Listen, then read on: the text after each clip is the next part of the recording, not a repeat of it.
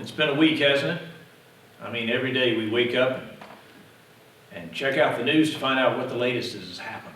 It's amazing to me how different things have been in this past week, or really from just a week ago. This coronavirus has become something that we heard about, talked about, listened to with interest, sort of, from a distance, when it was affecting people in other parts of the world, but it has really come home this week. And, on the one hand, it is a very challenging situation to deal with because there's so much unknown about it. Now, we're learning a lot, but there's still a lot unknown. Nobody seems to know how long this is going to last. Have we reached the peak? Most think we have not. Is it going to continue in the current trajectory and peak at some point in the near future? Or are we talking about a longer term situation? Just hard to know. And that creates a lot of uncertainty in people. One of the things that we as Christians have an opportunity is because we're in this same situation. It's not like we're separated out. We are in the same situation everybody else is. But it gives us an opportunity to demonstrate our faith. It gives us an opportunity to examine what we believe and why we believe it, and how we can show the impact that it has in our lives to anybody who is watching. How we interact, how we take the advice and counsel from medical professionals, government officials, and how we respond to it. What do we choose to do in light of the developing story, if you will? And so it really is an opportunity to have, to demonstrate our faith. Our faith is, if you will, on display, whether we think of it that way or not. And in that sense, it makes us a lot like those first disciples. It brings to the forefront the invitation that we have from Jesus to partner with Him, to effectively bring about the effects of His kingdom, to bring about His kingdom on earth. So we're back in Luke again. We've been following Jesus as He makes His way through His initial life, His call, His anointing, if you will, to announce, to proclaim the good news and the coming of the kingdom. We have moved through his ministry in Galilee, and so we're beginning to come to the end of that section, and we will, by the time we get to the end of chapter 9, we will actually be with Jesus as He prepares to turn toward Jerusalem and make His way toward really the destination that he's been moving toward for some time. So today we're in chapter 9, and I want to invite you to join me as we read through this. We're going to look particularly at verses 1 through 17 and invite you to read along. I am reading out of the New Living Translation. Those of you who may be joining us by home or joining us for the first time, this is the translation I'm using, just so that you can know what I'm reading and follow along with me. Luke chapter 9. One day Jesus called together His 12 disciples and gave them power and authority to cast out demons and to heal all diseases. Then He sent them out to tell everyone about the kingdom of God and to heal the sick. Take nothing for your journey, He instructed them. Don't take a walking stick, a traveler's bag, food, money, or even a change of clothes. Wherever you go, stay in the same house until you leave town. And if a town refuses to welcome you, shake its dust from your feet as you leave to show that you have abandoned those people to their fate. So they began their circuit of the villages, preaching the good news and healing the sick. When Herod Antipas, the ruler of Galilee, heard about everything Jesus was doing, he was puzzled. Some were saying that John the Baptist had been raised from the dead. Others thought Jesus was Elijah or one of the other prophets risen from the dead. I beheaded John, Herod said, so who is this man about whom I hear such stories? and he kept trying to see him. When the apostles returned from preaching out in the villages and healing the sick, when the apostles returned, they told Jesus everything they had done. Then he slipped quietly away with them toward the town of Bethsaida. But the crowds found out where he was going, and they followed him. He welcomed them and taught them about the kingdom of God, and he healed those who were sick. Late in the afternoon, the 12 disciples came to him and said, "Send the crowds away to the nearby villages and farms so they can find food and lodging for the night. There's nothing to eat here in this remote place." But Jesus said, "You feed them." "But we have only 5 loaves of bread and 2 fish," they answered. "Or are you expecting us to go and buy enough food for this whole crowd?" For there were about 5,000 men. Jesus replied, "Tell them to sit down in groups of about 50 each." So the people all sat down. Jesus took the 5 loaves and 2 fish. He looked up toward heaven and blessed them. Then breaking the loaves into pieces, he kept giving the bread and fish to the disciples so they could distribute it to the people. They all ate as much as they wanted, and afterward the disciples picked up 12 baskets of leftovers. 12 baskets of leftovers. Well, there's a lot in this passage, and the beginning part of it starts with this interesting opportunity Jesus gives his disciples to join his mission, to join his work. And so he commissions them, if you will. Up until now, the disciples really have been with Jesus, but have been almost in a position of observation. They really haven't been active participants. Now they're moving into a different level of the relationship, the different level of partnership, if you will, and that he invites them to go and carry out some of the same work he's been doing. One of the things that may be helpful in a little background to know is that of course we've talked about before, the hospitality in a village was incredibly important. If someone was coming to town and they had need, you were expected to help them out. This was important, and it is in the background of part of what Jesus is saying, which may not make sense to us if we don't know that. In addition to this, Jesus has been through chapter 8 in particular, he's been performing some miracles. He's been performing some pretty profound acts where he's demonstrated his power over nature, over the demons. He has raised people from the dead. He has healed people from sickness, different illnesses. So the disciples have had an opportunity to see him revealing who he is, even though they're obviously still grappling with that.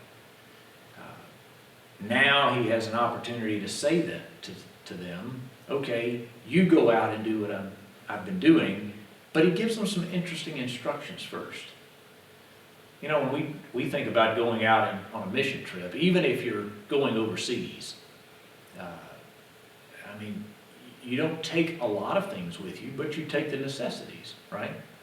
We take what we need, and then depending on the arrangements we have set up overseas, we plan to interact with supporters or contacts and fill in what we don't have. But Jesus doesn't make an allowance for that.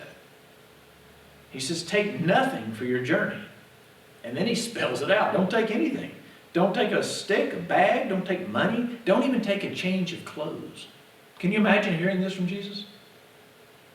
And you think, well, okay, if we're just going on a day trip and we're coming back, maybe it's not a big deal. But he's not talking about that. He's talking about sending them out to various villages. They're going to be gone. In fact, he says, wherever you go, stay in the same house. Don't keep moving around. Again, some background helps in understanding that.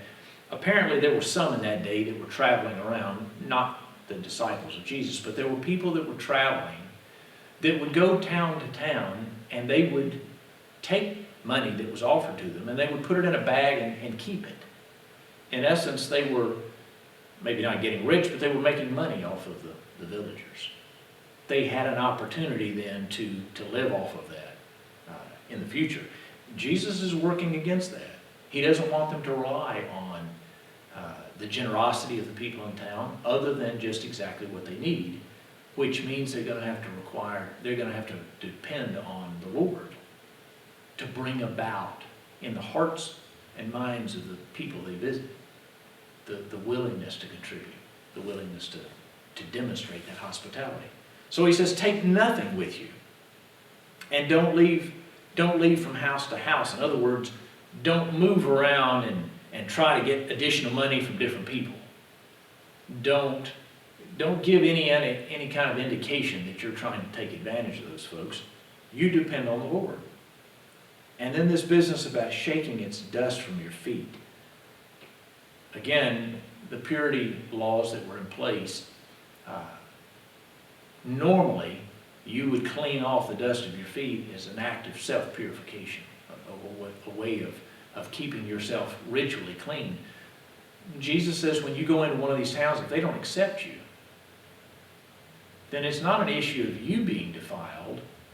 It's an issue of saying, wipe the dust off your feet, clean the dust off, as a pronouncement against that town. It's a way of saying it is their uncleanness that is the issue. And that's why he says, then turn them over to their fate. So it's a journey, it's a work that Jesus has assigned them, a mission he's given them, but with some very different instructions. All of it leads to an absolute dependence on the Lord, a recognition that they have a task to do of bringing the good news, but with an intended result. Are you going to hear it? Are you going to respond to it? If not, we're going to move on. Then you have this interesting, it's almost like an interlude that Luke puts in here with Herod's appearance and asking the question, who is this? I beheaded John. Some people, were saying, well, maybe this is John the Baptist who's been raised from the dead. No, I took care of that. I beheaded John. He's gone. Now, we've not heard that in Luke. Up until this point, we've not heard that John the Baptist was actually killed. We know he's been imprisoned, but this is the first time that it talks about him being actually beheaded. And so, what's he saying? Why is Luke telling us this? Well, again, if you're Herod, if you're a leader in that area, and you're protective of your turf, so to speak, and it's one thing to have Jesus going around performing miracles and having an influence of people. It's an entirely different matter if he has a following, if he has a group of people who are continuing his message, who are expanding his influence. Now that becomes a greater threat. So Herod is trying to find out, who is this and what's going on?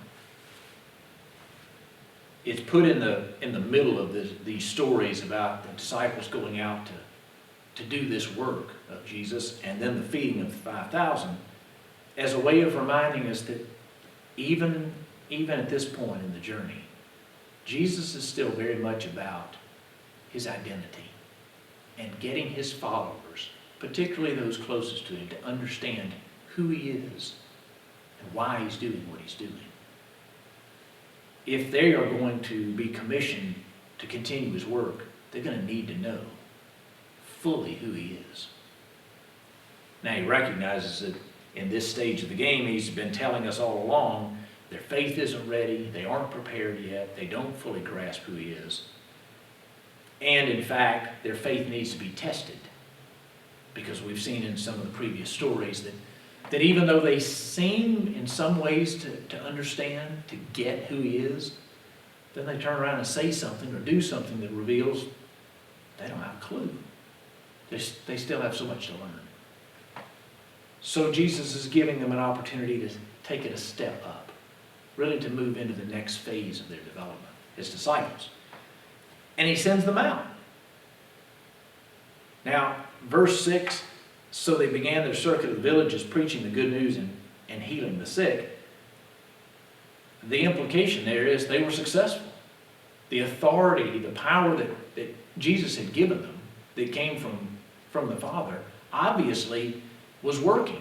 They were able to do what he said to do. They didn't come back. The text doesn't tell us here anything about them coming back. Oh, Jesus, we couldn't handle it.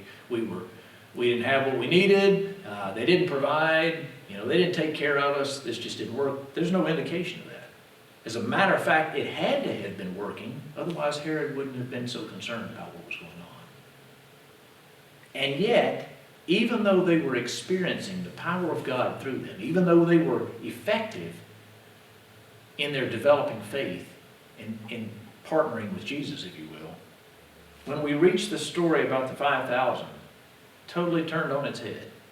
Let me go back over a few details with you just to kind of keep us together. They came together, and Jesus was trying to kind of pull them off to the side to, I'm sure, to debrief and maybe to teach them a little bit more, to kind of catch up with where they are and where they need to be. And yet the crowd once again finds them and follows them out. And so instead of turning the crowd away, Jesus invites them. He welcomes them. He receives them. He is constantly doing that. It's a good thing for us to remember as his followers today. No matter where he went, when a crowd of people, a crowd not being just of his own followers, but of anybody who was investigating who he is, anybody who was coming to him looking for something from him or just trying to better understand who he is, he always welcomed them. In this particular instance, he begins to heal those who were sick, and the time starts to get away.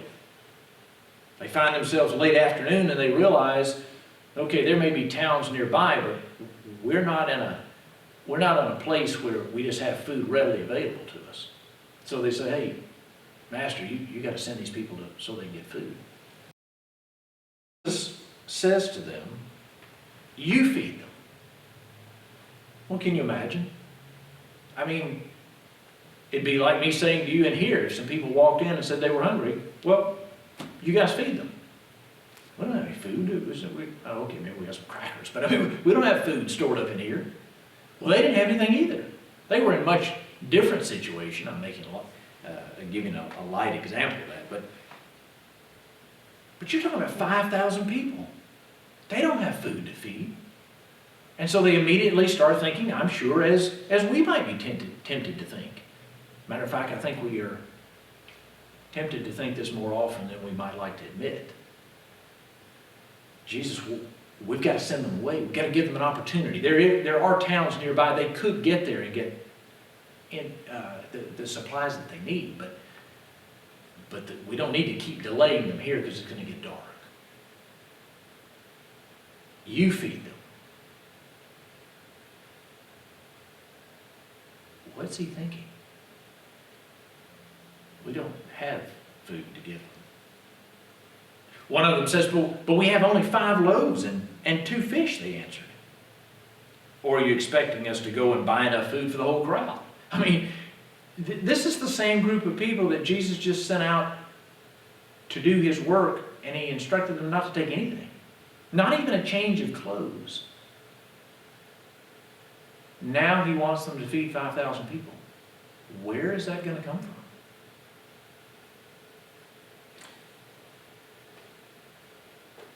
Jesus doesn't answer them. He doesn't say, oh, right, sorry, I wasn't thinking. He didn't address them and say, well, surely we've got enough money to give them at least something to eat. Why don't you, a couple of you go do that? The rest of us will continue to minister to them. He simply says, tell them to sit down in groups of about 50. In other words, he's focused and he just proceeds. He's given them an opportunity to partner. You feed them. But their questions reveal they have no clue. And even though they had just gone out with his power and authority and had done miraculous work, now all of a sudden it's like that task is over. It's like they left the lesson. You know, the sermon's ended and we're back in real life, and now we've got a real problem right in front of us, Lord. And they defaulted to what we typically default to. Well, let's handle it the best way we can. Undeterred, he moves on to solve the problem. He tells them to arrange them, put order, and then he invites them to participate in the distribution of food. It's a fascinating series of steps. Jesus must have in his own mind been really disappointed. How did you not get the message? How could you have so quickly forgotten what you learned from this previous lesson? It just happened. You just got back. Not only that, it's pretty evident that even though they are beginning to get an idea that he's different, and they're hearing in some ways, they're certainly not hearing in others. We remember, maybe you remember, from back in chapter 6, when Jesus gave his version of the Sermon on the Mount. Luke calls it the Sermon on the Plain, when he said that the hungry would be fed. Wow. Now here it is. Now there's a real opportunity. Are the hungry going to be fed? Are the disciples going to be a part of Jesus' work? Again, in his mind, he must have been thinking, boy, my time is running out. It's not going to be that far in the distance that I'm going to be handing this ministry over to them. These are the ones that are going to carry it on. And yet they have no clue. Jesus has just healed the woman who was bleeding. Remember we talked about it last Sunday? Hemorrhaging for 12 years. And she touches his garment and she's instantly healed. And he says, daughter, your faith has healed you. And Jairus, the synagogue leader, remember? His only child, his daughter, was dying. But he had faith that if he could get Jesus to come back to her, Jesus would heal her. But of course, by the time he finished with the woman who was hemorrhaging, she was dead. And yet Jesus continued on, undeterred. It's like he knew something in the back of his mind. He knew a sense of power and destination. The events that were happening around him didn't seem to deter him or frighten him or cause him to lose faith. He relied on what he knew and he stayed the course.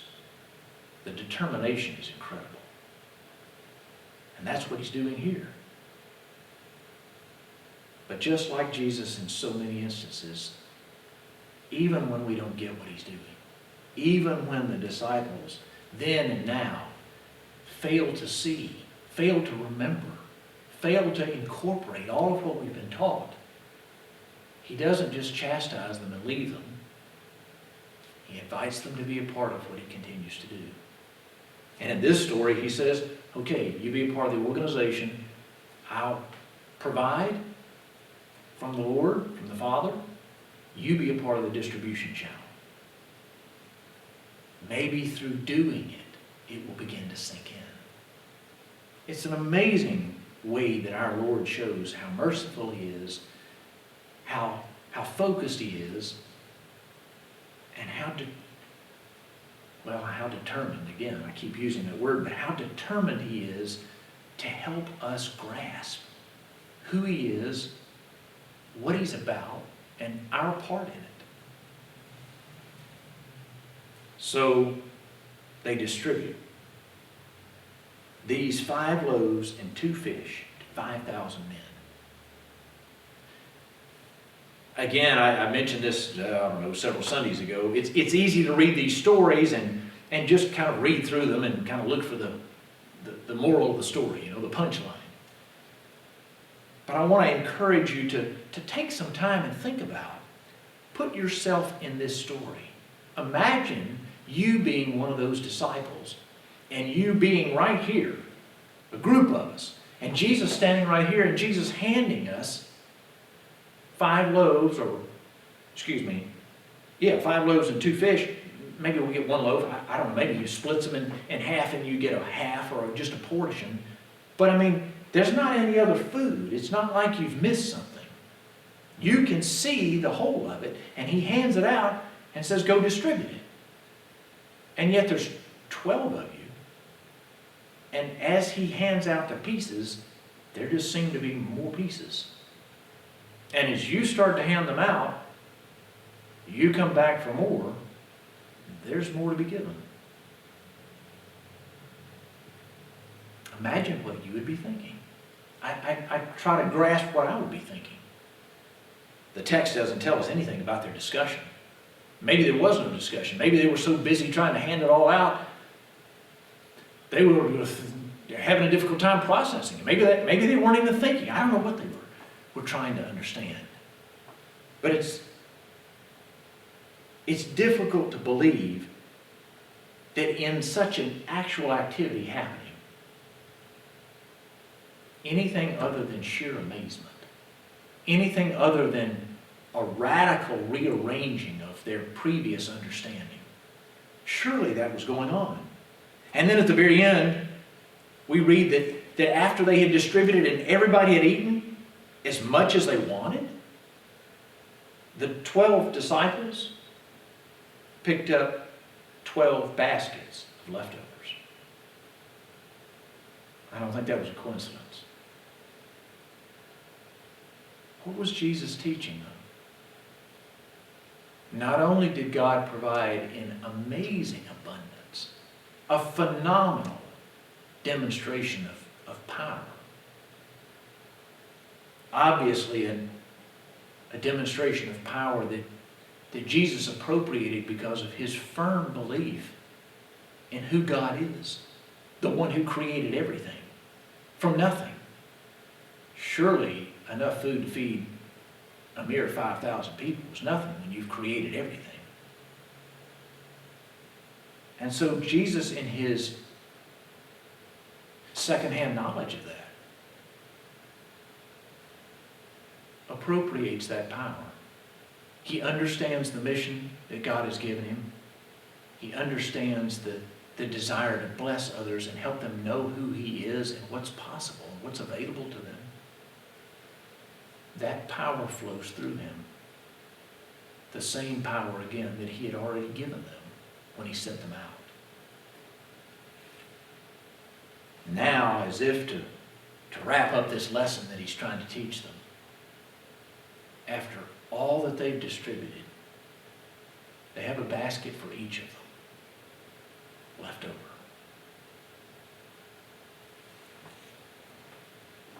Friends, we don't exactly know what's going to happen. I mean, right now we've got, 81 cases, I think, as of today in South Carolina. One here in York County.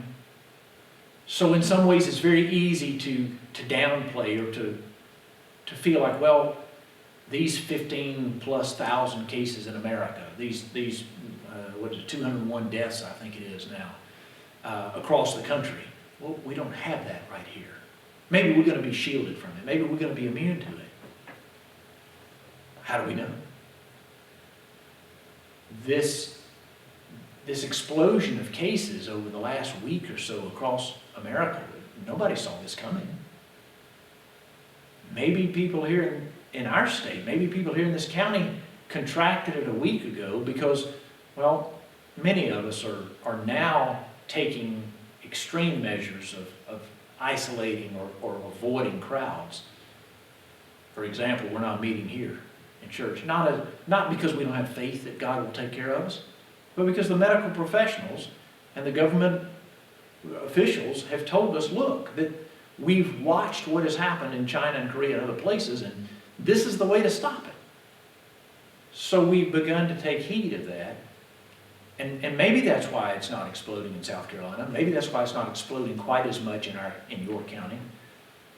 But maybe we just haven't heard about the number of cases that are going to emerge. We just don't know.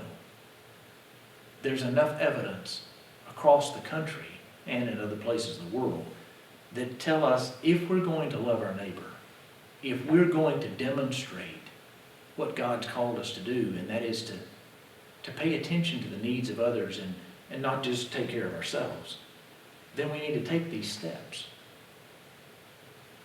how are we going to teach them about the love of God? How are we going to extend an offer of having faith in the Lord if they see us pulling away, or they see us just kind of thumbing our nose to their carefully studied and given instructions? So that's why we're doing what we're doing, but it's still an opportunity to engage.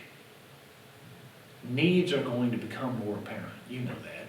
I mean, as we start to see people losing their jobs because we're not eating at restaurants, we're not visiting stores, as we're aware that students, many at Evanport Elementary, for example, who depend on the food that they get there as part of their substance through the week, substances, this opportunity comes to us as a great one.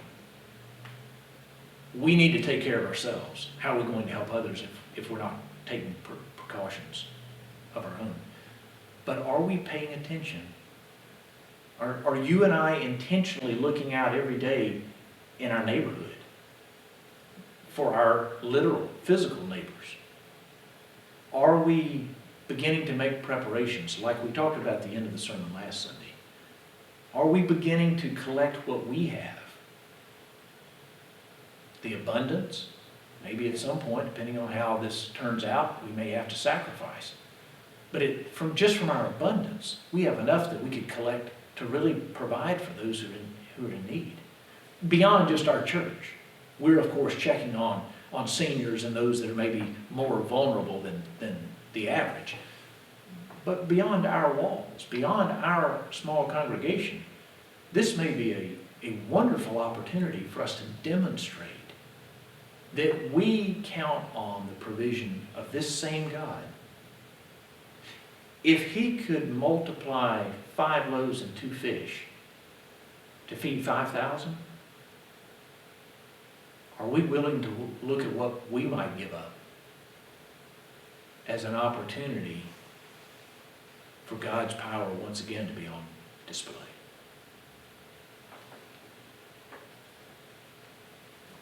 We, of course, don't know what all the needs of the community are going to be. Now, we have different individuals that are overseeing some of the ministries we already sponsor in this church, but there may be more. And again, just as Jill showed us last week, just a simple idea of taking a bag and putting some of the essentials in it. Toilet paper, tissue, hand sanitizer, soap, a bar of soap, whatever you might have. We don't know what all is going to be needed. But we need to begin to look at our abundance, at least, and start identifying things that could be given to those in need. We're going to keep you posted. I have been this week exploring a variety of means for when we're not here on a Sunday morning to be able to communicate face to face. How am I going to be able to communicate to you?